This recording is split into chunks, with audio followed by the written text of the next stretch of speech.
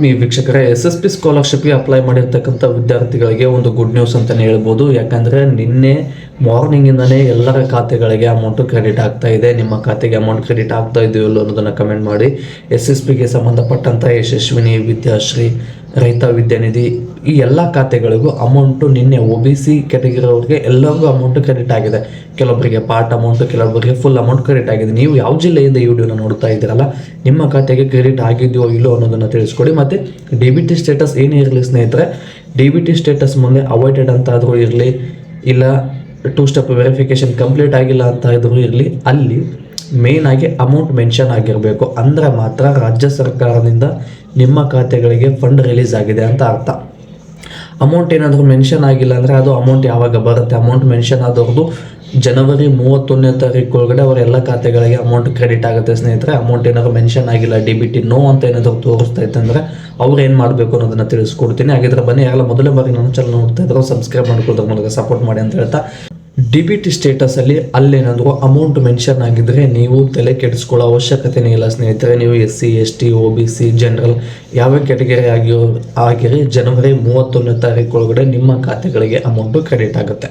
ಒಂದು SSP portal ಕಡೆಯಿಂದ ಬಂದಿರತಕ್ಕಂಥ ಅಪ್ಡೇಟು. ಮತ್ತು ಇನ್ನು ವೆರಿಫಿಕೇಷನ್ ಕಂಪ್ಲೀಟ್ ಆಗಿಲ್ಲ ಅಂತ ಇದ್ದವ್ರು ಏನು ಮಾಡಬೇಕು? ವೆರಿಫಿಕೇಷನ್ ಕಂಪ್ಲೀಟ್ ಆಗಿಲ್ಲ ಅಂತ ಇದ್ದವ್ರು ಏನಿದ್ದಾರಲ್ಲ, ಇವರು SSP ಪೋರ್ಟಲ್ ಓಪನ್ ಮಾಡಿ ನಿಮ್ಮ ಲಾಗಿನ್ ಆದಮೇಲೆ 3 ಡಾಟೆಡ್ ಲೈನ್ ಮೇಲೆ ಕ್ಲಿಕ್ ಮಾಡಿದ್ರೆ ಅಲ್ಲಿ ಕಾಂಟ್ಯಾಕ್ಟ್ ನಂಬರ್ ಇದೆ ಒಂದು, ಮತ್ತು ಅದರ ಜೊತೆಗೆ SSPಗೆ ಸಂಬಂಧಪಟ್ಟಿರ್ತಕ್ಕಂಥ ಒಂದು ಮೇಲ್ ID ಇದೆ.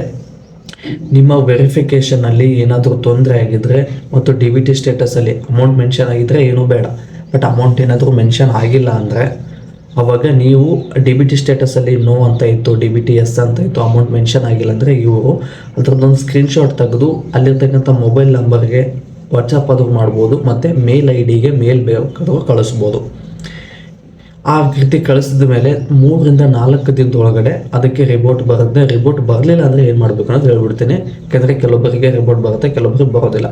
ಬರಲಾರ್ದವರು ನೀವು ಅರ್ಜಿ ಹಾಕಿರ್ತಕ್ಕಂಥ ಅಪ್ಲಿಕೇಶನನ್ನು ಮತ್ತು DBTಯಲ್ಲಿ ಶೋ ಆಗಿರ್ತಕ್ಕಂಥ ಸ್ಟೇಟಸ್ ಒಂದು ಪ್ರಿಂಟ್ ತೊಗೊಂಡು ನಿಮಗೆ ಸಮಾಜ ಕಲ್ಯಾಣ ಇಲಾಖೆ, ಹಿಂದುಳಿದ ವರ್ಗ, ಅಲ್ಪಸಂಖ್ಯಾತರ ಕಲ್ಯಾಣ ಇಲಾಖೆ, ನಿಮ್ಮ ಕೆಟಗರಿಗೆ ಸಂಬಂಧಪಟ್ಟಿರ್ತಕ್ಕಂಥ ಆಫೀಸು ತಾಲೂಕಲ್ಲಿ ಮತ್ತು ಡಿಸ್ಟಿಕಲ್ಲಿ ಇರುತ್ತೆ.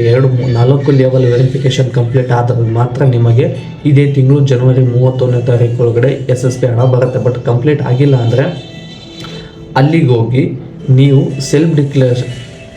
ಅಲ್ಲಿಗೆ ಹೋಗಿ ವೆರಿಫಿಕೇಷನನ್ನು ಮಾಡಿಸ್ಬೇಕಾಗುತ್ತೆ. ಯಾವ ರೀತಿ ವೆರಿಫಿಕೇಷನ್ ಮಾಡಿಸ್ಬೇಕು ಅಂದರೆ ಅಲ್ಲಿರ್ತಕ್ಕಂಥ ಅಧಿಕಾರಿಗಳನ್ನ ಭೇಟಿಯಾಗಿ ಈ ರೀತಿ ನಮ್ಮ SSP ಸ್ಕಾಲರ್ಶಿಪ್ ಪೋರ್ಟಲ್ ಸ್ಟಕ್ ಆಗಿದೆ, ಇದಕ್ಕೆ ನೀವು ಅಪ್ರೂವಲ್ ಕೊಡಿ ಅಂತ ಕೇಳಿದರೆ ಅವರು ತಾಲೂಕಲ್ಲಿ ಮತ್ತು ಜಿಲ್ಲೆಯಲ್ಲಿ ಅಪ್ರೂವಲ್ ಕೊಡ್ತಾರೆ. ಅದಾದಮೇಲೆ DDP ಆಫೀಸಲ್ಲಿ ಒಂದು ಅಪ್ರೂವಲ್ ಉಳಿತಾರೆ.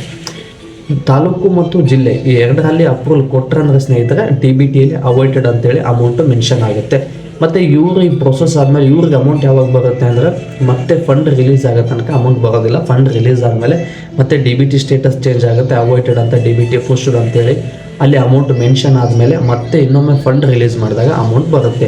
ನೀವು ಈಗೇನಾದರೂ ನೆಗ್ಲೆಕ್ಟ್ ಮಾಡಿದ್ರೆ ಮತ್ತೆ ಫಂಡ್ ರಿಲೀಸ್ ಮಾಡಬೇಕಾದ್ರೆ ನಿಮಗೇನಾದರೂ ಈ 2 ಸ್ಟೆಪ್ ವೆರಿಫಿಕೇಷನ್ ಕಂಪ್ಲೀಟ್ ಆಗಿಲ್ಲ ಅಂದರೆ ಮತ್ತೆ ಅಮೌಂಟ್ ಬರೋದಿಲ್ಲ. ಹೋಗಿ ಕಂಪ್ಲೀಟಾಗಿ ಮಾಡಿಸಿ. ಮತ್ತು ಇದೇ ರೀತಿಯಾಗಿ ನಾನು ಹೆಚ್ಚಿನ ವಿಡಿಯೋ ಮಾಡಲು ನಿಮ್ಮ ಪ್ರೋತ್ಸಾಹದ ಅವಶ್ಯಕತೆ ಇದೆ. ಈ ಪ್ರೋತ್ಸಾಹವನ್ನು video like, share, comment, subscribe ಮಾಡೋದ್ರ ಮೂಲಕ ಸಪೋರ್ಟ್ ಮಾಡಿ ಅಂತ ಹೇಳ್ತಾ ಮತ್ತೆ ಮುಂದಿನ ವಿಡಿಯೋದಲ್ಲಿ ಸಿಗೋಣ. ಧನ್ಯವಾದಗಳು ಸ್ನೇಹಿತರೆ.